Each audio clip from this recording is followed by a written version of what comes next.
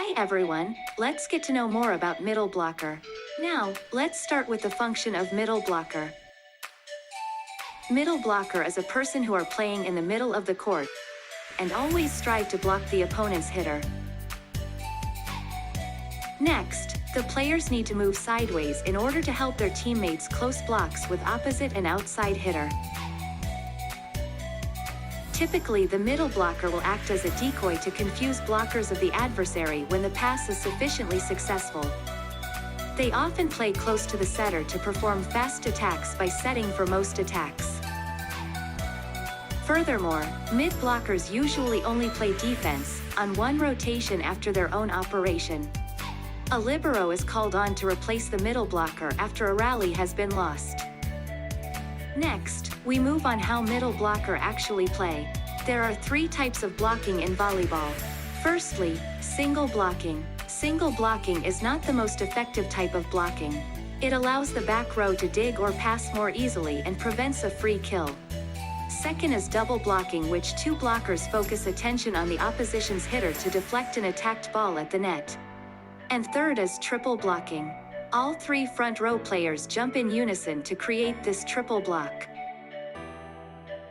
There are 5 techniques in blocking, which are swing block, open cross hop, shuffle, commit block and reaction block. For swing block, the player need to get over the net higher by starting from the middle, open and bring their arms forward, plan last step and jump over with hands. Open cross hop are used to block and close to the outside hitter. Players need to open to the first blocker, cross, turn hop in position and block. Furthermore, shuffle. Shuffle is a quick slide to block. When the players are having a limited time to block, they can shuffle and get their hands over the net. We continue with commit block. Commit block used when the players are committing to block a particular hitter regardless of where the setter moves and appears to be passing.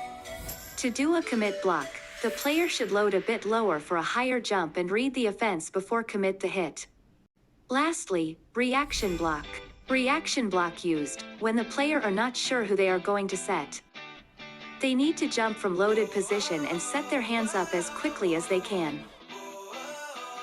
What is the suitable condition to be a middle blocker? There are 4 conditions that I will explain in this video.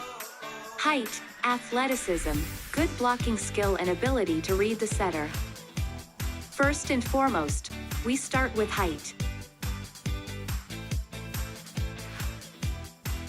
The middle blocker are often the tallest player in the team.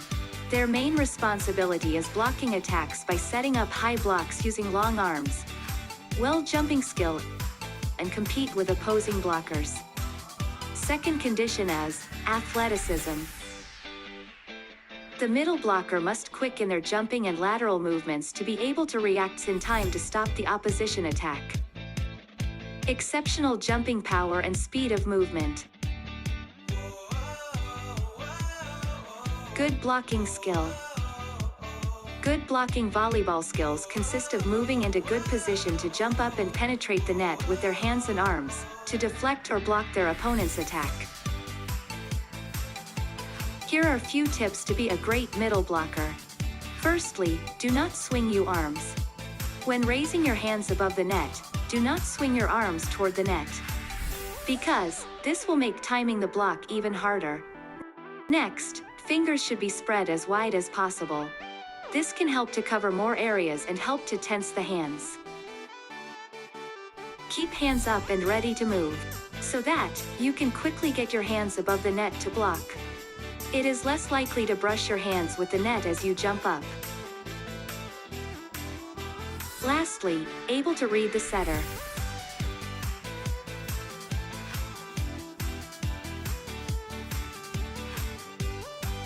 Pay attention to the opponent's setter's body. Opponent's setter's body can tell you a lot about his or her intents. If a blocker can read the setter, he or she can predict and prepare for the opponent's attack. Next, skill required to be a middle blocker. Firstly, athletic ability.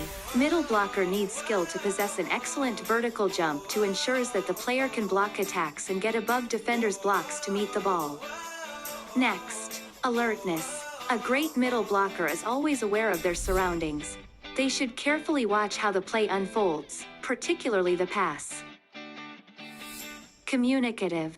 Good middle blockers should constantly communicate with their teammates. They also may ask their teammates on tendencies, strengths and weaknesses of the opposition. Lastly, game reading ability. They must be able to read the game well by anticipating which player is going to hit the ball and where it will be hit to. Top middle blockers even go beyond this by gaining more vital insight. Lastly, do's and don'ts in volleyball. There are 3 things that players should do as a middle blocker. Firstly, sealing the net. Players should reach over the net, and leaves their arm over as long as possible. Next, position. Players should always ready to jump by keeping their hand in 45-degree, and bend their knee. And lastly, shrugged shoulders and thumbs up, to maximize space around the ball.